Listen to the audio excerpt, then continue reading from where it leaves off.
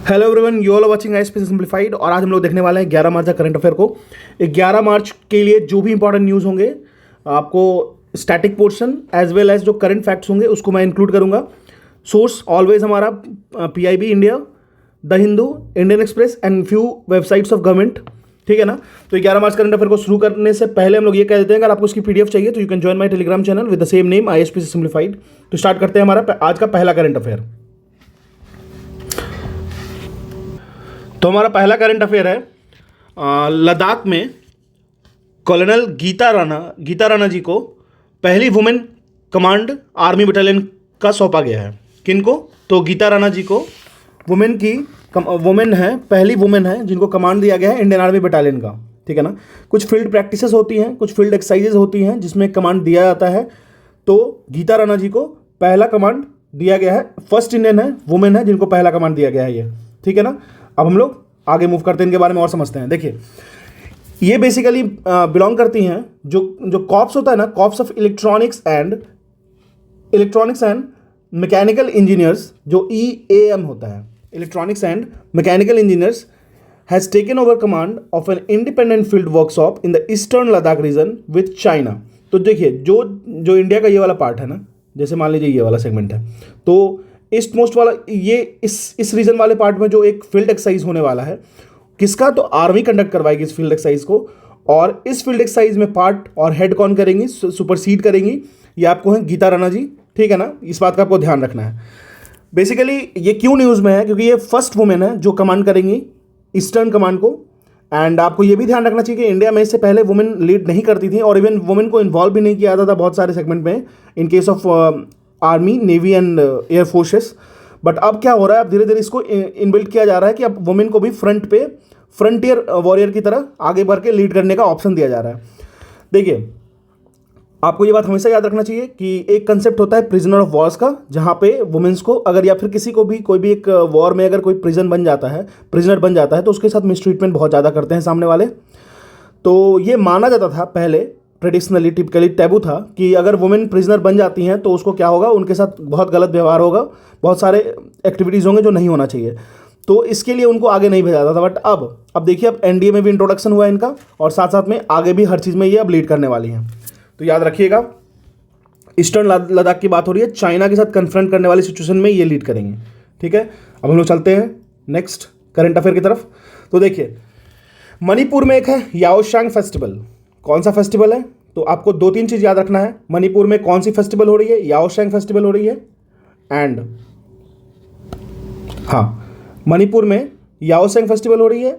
और आपको ये याद रखना है कि सबसे बेसिक चीज़ आपको ये याद रखना होगा कि ये फेस्टिवल कहाँ से बिलोंग करती है। तो मणिपुर से बिलोंग करती है। अब इस फेस्टिवल के बारे में थोड़ा थोड़ा जानेंगे। देखिए, आप देख रहे हो कि एक हट बना हुआ है। ठीक है, हट है, उस पूरे कंप्लीट हट को ये आग लगा रहे हैं। और आपको दिख रहा होगा ये थोड़ा शाम का समय है, मतलब डस्क डॉन के बाद का समय है। ठीक है ना।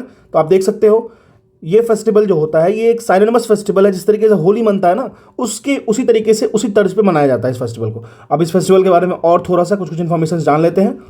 ठीक है। तो देखिए, बेसिकली जो याओशांग मणिपुर के वर्जन का एक फेस्टिवल है, जो होली वर्जन होता है हमारे नॉर्थ इंडिया में, उसी तरीके का एक मणिपुर में सेलिब्रेट किया जाता है। अब हम लोग बात करें तो ये लगभग 5 दिन तक चलता है। और माना जाता है कि जब फुल मून होता है ना, लगभग फेब से मार्च के बीच वाले रीजन में, तो उस कैलेंडर को कहेंगे मिटाई ल्यूनर कैलेंडर। यहाँ पे इस इवेंट को एनुअली ऑर्गेनाइज किया जाता है, ऑब्जर्व किया जाता है एनुअली, मतलब साल में एक बार। एक चीज़ आपको मैं बता दूँ, जो याओशांग है ना, उसको कुछ लोग कुछ समय के लिए बर्निंग ऑफ द स्ट्रॉ हट भी कहते हैं। जैसे मैंने आपको दिखाया था ना कि वो हट को जला रहे हैं। ठीक है, जो स्ट्रॉ से बने होते हैं, जो क्रॉप्स के रेस्ट मटेरियल से बने होते हैं। एंड इसको स्टार्ट किया था just after dusk and is immediately followed by Yaoshang. ये याओशांग फेस्टिवल को स्टार्ट किया जाता है बाय बर्निंग हट। ठीक है। अब देखिए, in a practice known as Nakatheng, kids solicit their neighbourhood for financial gift. अब इसी में एक नाकतेंग एक प्रैक्टिस होता है जहाँ पे बच्चे जाते हैं अपने नेबरहुड में, अपने आसपास के घरों में, और फाइनेंशियल हेल्प मांगते हैं। मतलब अपनी फाइनेंशियल हेल्प मांगेंगे, पैसे मांगेंगे, कुछ मनी मांगते हैं। ठीक है ना। तो याद रखिएगा। अब हम लोग कुछ थोड़ी सी बातें मणिपुर के बारे में जान लेते हैं। मणिपुर की कैपिटल इम्फाल, जो कि एग्जीक्यूटिव ब्रांच है। फिर मणिपुर ऑफिशियल एनिमल बात करेंगे तो सांगाई डियर है। आपको कमेंट सेक्शन में बताना है कि ग्रेट इंडियन बस्टर्ड कहाँ का है, ठीक है ना। अब मणिपुर ऑफिशियल फ्लावर क्या है, तो आपको है लिलियम मैकेलिने, एंड मणिपुर का ऑफिशियल ट्री है आपको फिबी हैनेसीना। तो याद रखना है आपको, अगर आपको ये दोनों याद नहीं भी रहे तो आपको एटलीस्ट ऑफिशियल एनिमल याद रखना है, कैपिटल याद रखना है, ठीक है ना। तो this is all about the Yaoshang Manipur festival, जो कि एक तरीके का होली का सिनोनिम्स है, ठीक है ना।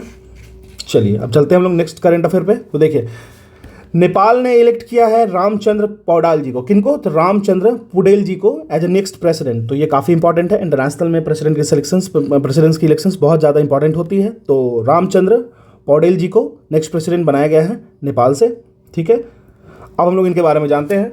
इनको प्रेसिडेंट ऑफ नेपाल इलेक्ट किया गया है। साथ में ही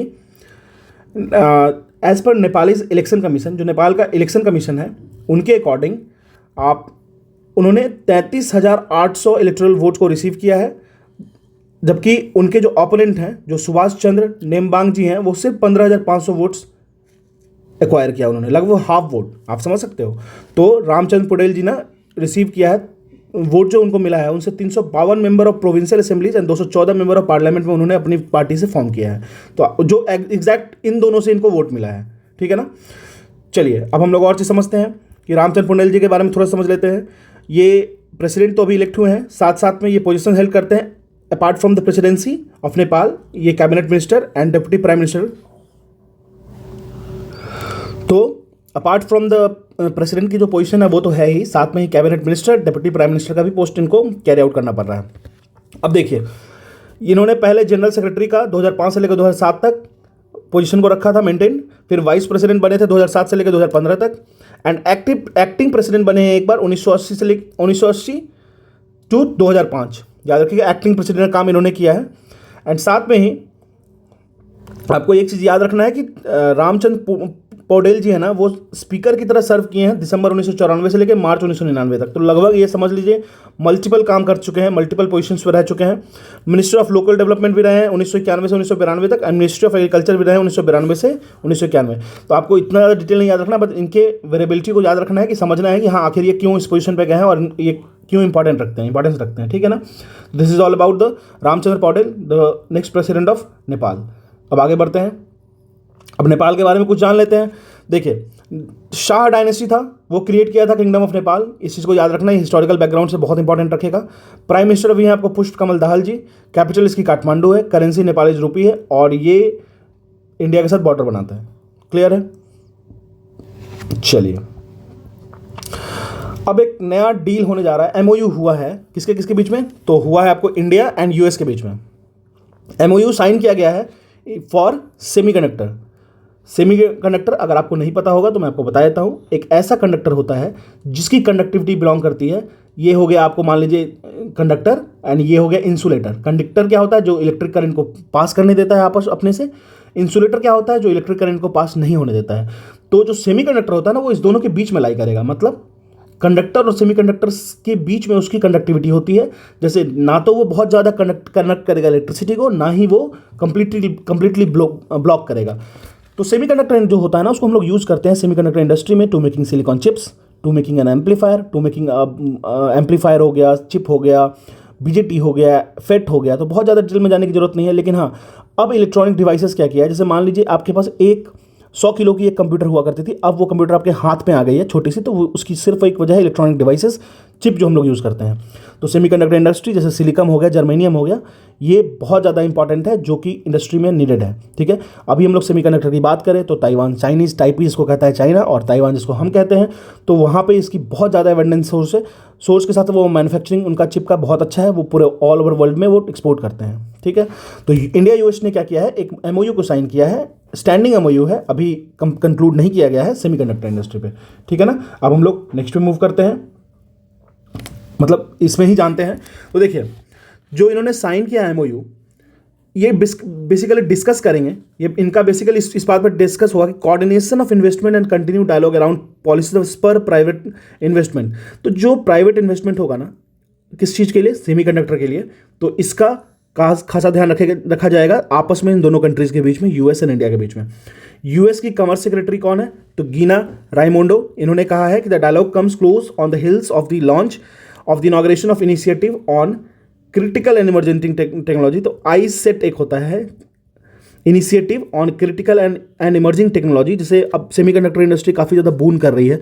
तो एक तरीके से क्रिटिकल अप्रोच भी है। क्रिटिकल अप्रोच करने का मतलब क्या है, इसमें लोग बहुत ज़्यादा वाइडर अप्रोच नहीं है जहाँ से लोग आराम से इजीली एक्सेस कर सकते हैं हर चीज़ों को।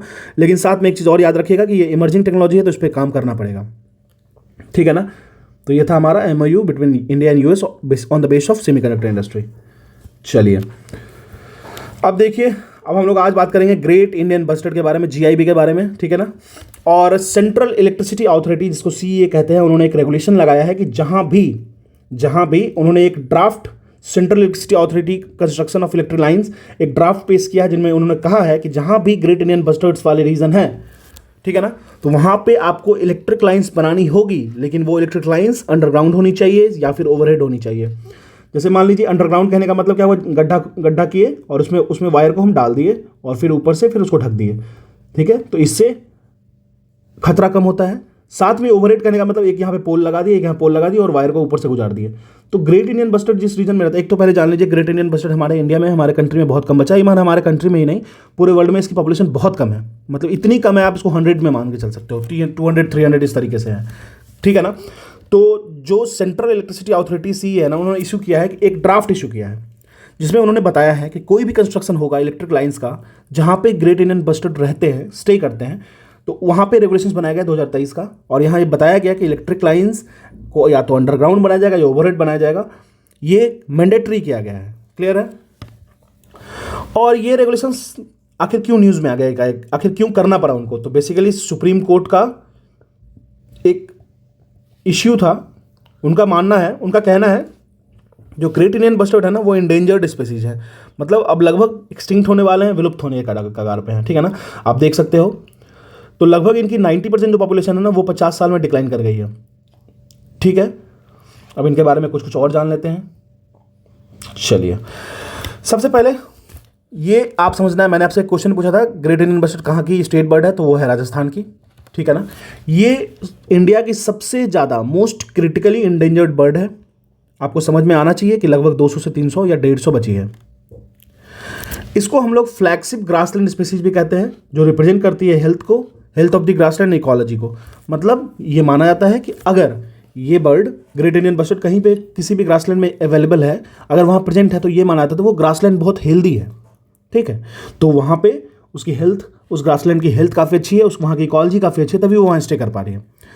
लेकिन अब इसकी पॉपुलेशन की बात कर ले तो वो राजस्थान मोस्टली कन्फाइंड है, राजस्थान एंड गुजरात में। कुछ पॉपुलेशन इसकी महाराष्ट्र में भी है, कुछ कर्नाटक एंड आंध्र प्रदेश में भी है, बहुत ना के बराबर, ठीक है ना।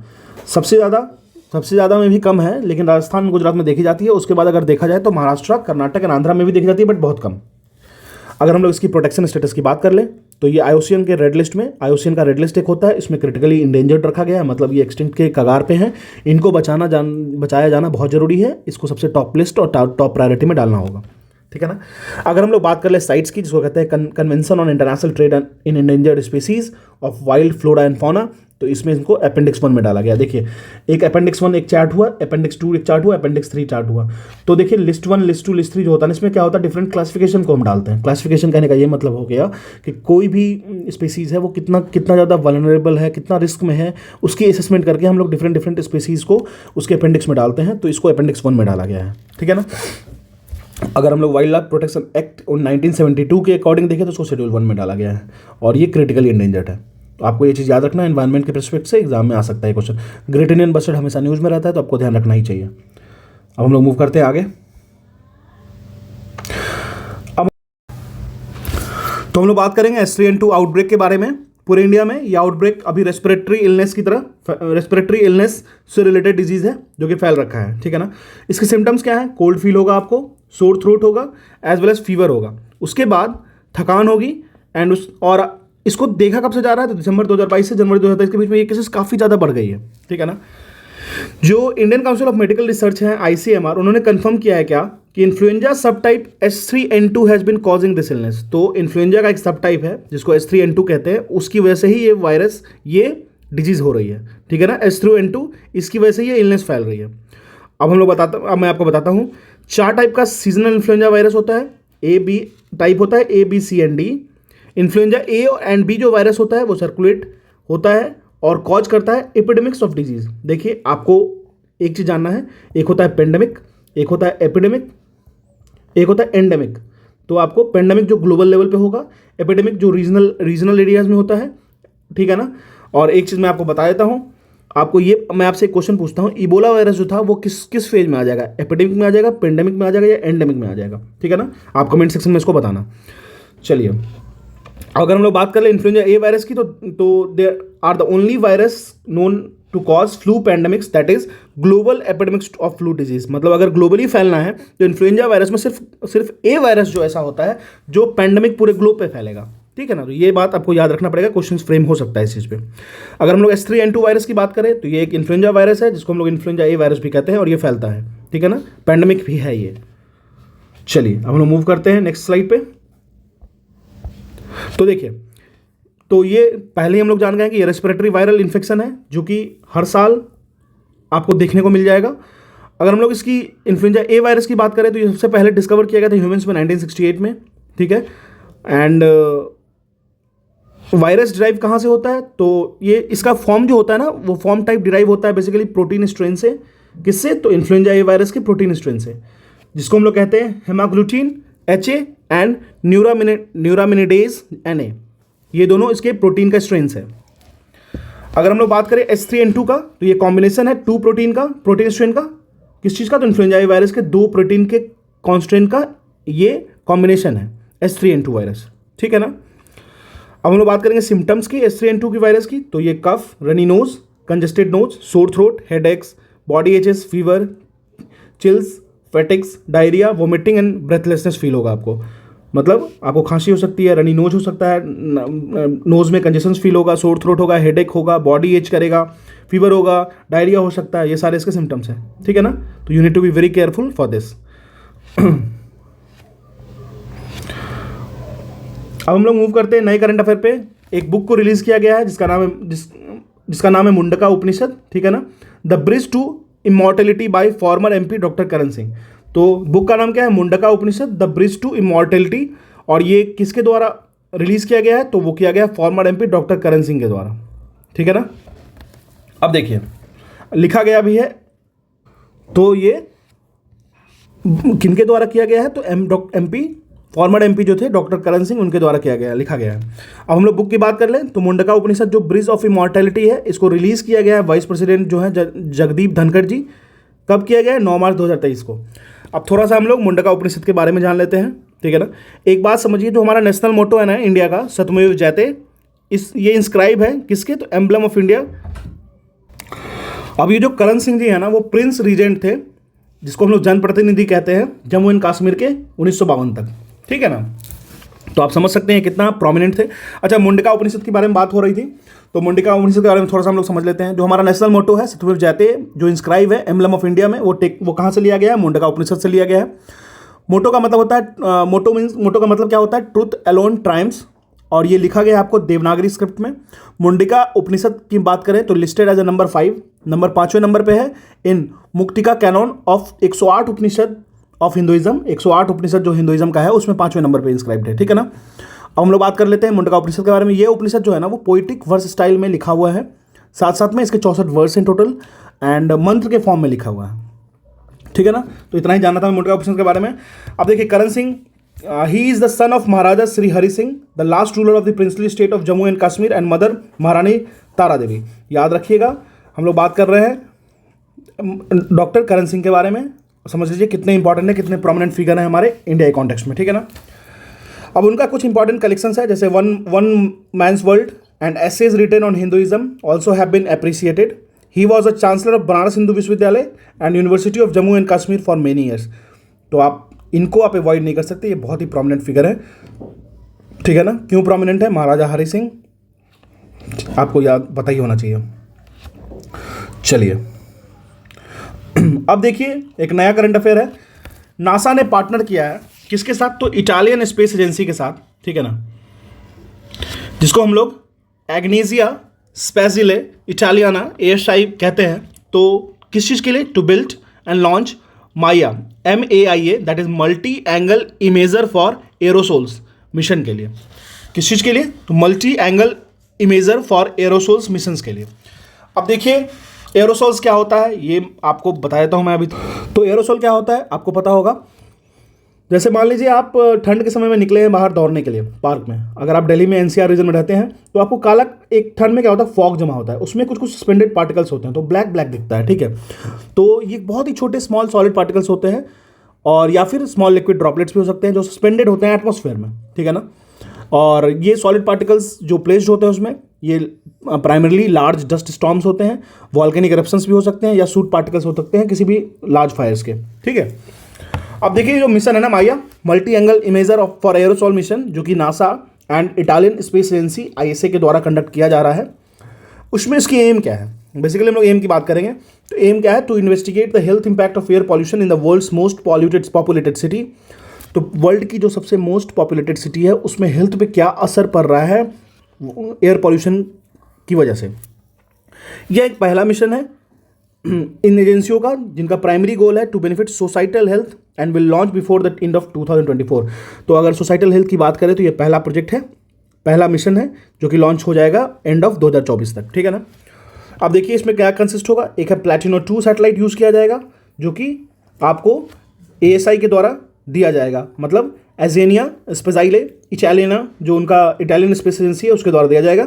एंड एक यूज होगा साइंस इंस्ट्रूमेंट जो कि नासा के द्वारा दिया जाएगा, ठीक है ना। ये था हमारा collaboration of NASA and Italian space agency for the conducting for knowing the benefit of societal health because of the health impact that is going through the air pollution, ठीक है ना। चलिए अब एक खेलो इंडिया 10 कदम एक गेम स्टार्ट होने वाला है, ठीक है ना। बेसिकली ये लाया गया है ना, इसको सेलिब्रेट किया जाएगा किस चीज़ को, तो जो इंटरनेशनल वुमेंस डे था ना उसको सेलिब्रेट करने के लिए इसको लाया गया है, ठीक है ना। तो क्या है इसमें हम लोग समझ लेते हैं।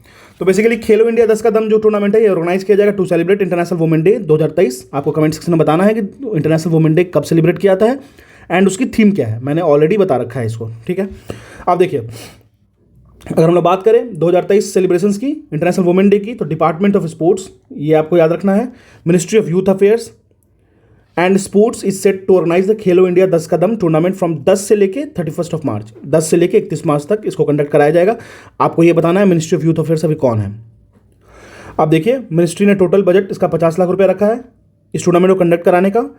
And youth affairs and sports minister Anurag Singh Thakur, already answer given है, will remain present at the opening ceremony of the event on March 10 at the Jawaharlal Nehru stadium in national capital Delhi, ठीक है। तो याद रखिएगा इसको कंडक्ट कराने में 50 लाख का बजट बनाया गया है और इसको जब स्टार्ट होगा इनिशिएट फेज होगा 10 मार्च को, तो हमारे जो youth affairs and sports minister हैं अनुराग सिंह ठाकुर जी वो प्रेजेंट रहेंगे सेरेमनी में, ठीक है ना। यह टूर्नामेंट लगभग 10 स्पोर्ट्स को फीचर करेगा और लगभग 10 शहर में इसको कंडक्ट कराया जाएगा और कम से कम 15,000 वुमेन एथलीट इसमें पार्ट लेंगे। तो आप समझ लीजिए वुमेन के लिए वुमेन ओरिएंटेड वुमेन, आप इसको मेंस में यूज़ कर सकते हो। एक एग्जांपल कि कैसे वुमेन ओरिएंटेशन बढ़ रहा है, कैसे वुमेन्स का पार्टिसिपेशन बढ़ाने के लिए नए नए ट्रिप्स यूज़ किए जा रहे हैं, कैसे इसको आप फ्रेगमेंट करके दिखा सकते हो, किस तरीके से वुमेन पे फोकस करने के लिए एक अलग से सेगमेंटेड खेलो इंडिया गेम भी लाया जा रहा है, ठीक है।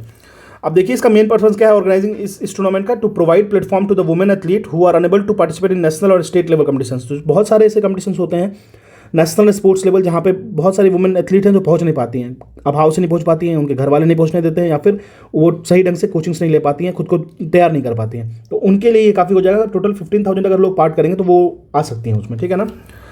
चलिए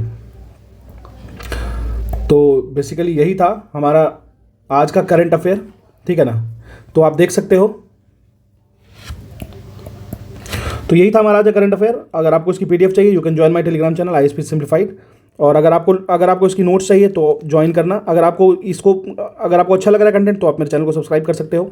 ऑलरेडी मेरा डेली शेड्यूल चल रहा है BPSC मेंस और प्रीलिम्स के लिए कंबाइंड वाला, वो भी आप ज्वाइन कर सकते हो अगर आप इंटरेस्टेड हो तो, ठीक है ना। तो this is all about 11 March current affair. Thank you.